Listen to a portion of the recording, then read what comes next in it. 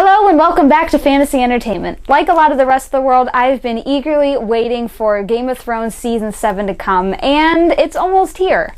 In preparation, I've been rewatching the show and just having some fun re-immersing myself into this world. So prepare yourselves for another list, my top 5 favorite Game of Thrones theories.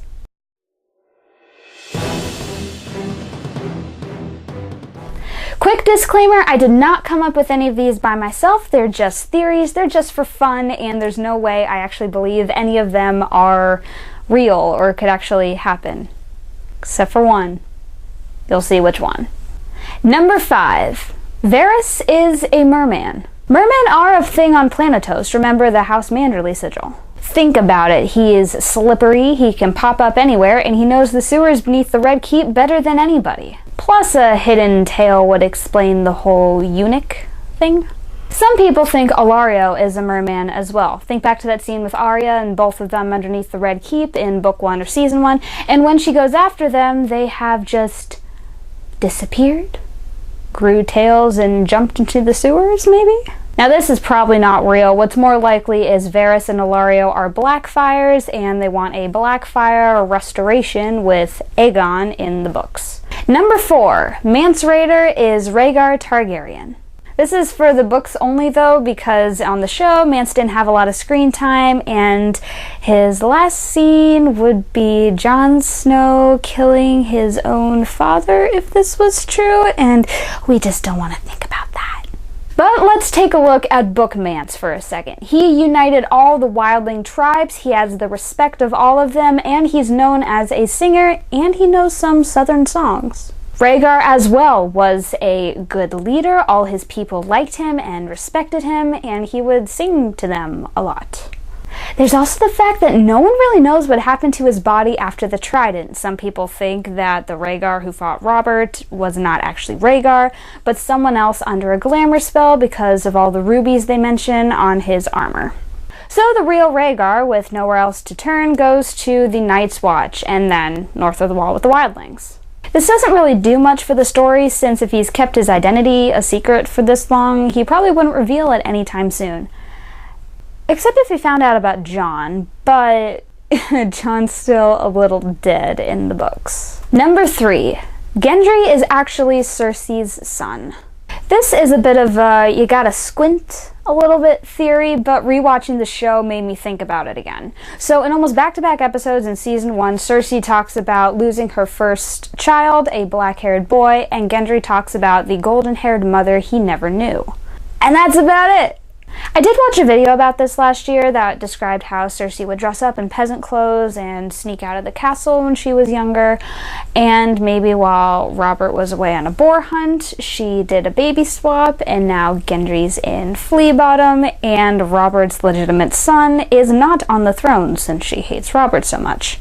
It also makes sense that someone had to have known that Gendry was Robert's son. How else would he have gotten apprenticed to the best smith in the city? Hey, look at that! It's another contender for the Iron Throne, and we're almost to the point where no one cares about that anymore. I'm always crossing my fingers for Gendry, though, and hey, with this, he'd be a legit lord to her milady. Number 2. Jaime the Valonqar.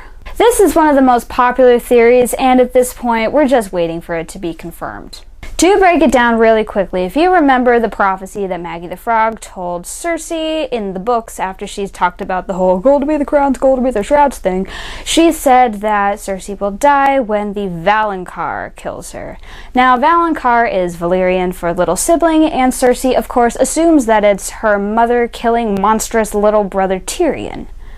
But Jaime is technically her little brother too. Now, show Jaime has just seen her become full-on Mad Queen. Book Jaime has been so done with her for a long time. It's only a matter of time before he snaps. I think it's too much to hope for a Jaime Brienne happily ever after at this point. I'll settle for him dying in her arms if only that means Cersei is done for as well. Another way people look at this prophecy is little sibling could mean any younger sibling, such as Arya or the Hound. I'd like to point out that both of them are pretty north at this point and probably won't be going south anytime soon. And the only time I want to see the Hound back in King's Landing is if we're going to have a Clegane Bowl. Number 1. Tyrion Targaryen. I know, now that Jon's been out as a secret Targaryen, everyone wants to be a secret Targaryen. But I think this theory kind of wraps up the whole series in a neat little bow, if you can say anything like that about a series like this. You may have heard that one of the reasons Tywin hates Aerys is because he liked to have his way with his wife, Joanna. Well, what if Tyrion was an unfortunate result of that? So often throughout the books and the show, Tywin's like, "You're not my son, and I can't prove you're not my son." Well, what if he's really not? There's a lot of evidence that proves this theory wrong, but there's also a lot that proves it right. Tyrion doesn't look like his siblings. He's got black hair and 2 different colored eyes. He's deformed and misshapen. He's a dwarf, which could possibly be the result of a long line of incest. He's always been fascinated with dragons. And remember, in season 6, he had his own little How to Train Your Dragon moment. And then we're going to get into the subject of endgame theories and how this theory ties into all the rest. If this theory stands, all 3 main characters are Targaryens. They will all ride dragons. Daenerys on Drogon, Jon on Rhaegar, and Tyrion on Viserion. That's the way it would be. Why would it ever be any other way? They're the 3 heads of the dragon. One of ice, one of fire, and one to counsel them both. So, how's this all going to end?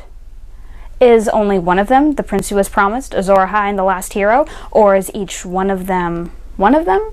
Is Jon and Dany together the Song of Ice and Fire? Or is just Jon the Song of Ice and Fire? Will they even like each other when they meet up? Or will they have a weird romantic thing? Or will they hate each other? Will one of them kill the other? Will a dragon die? And if the dragon dies, will the Rhaegar die?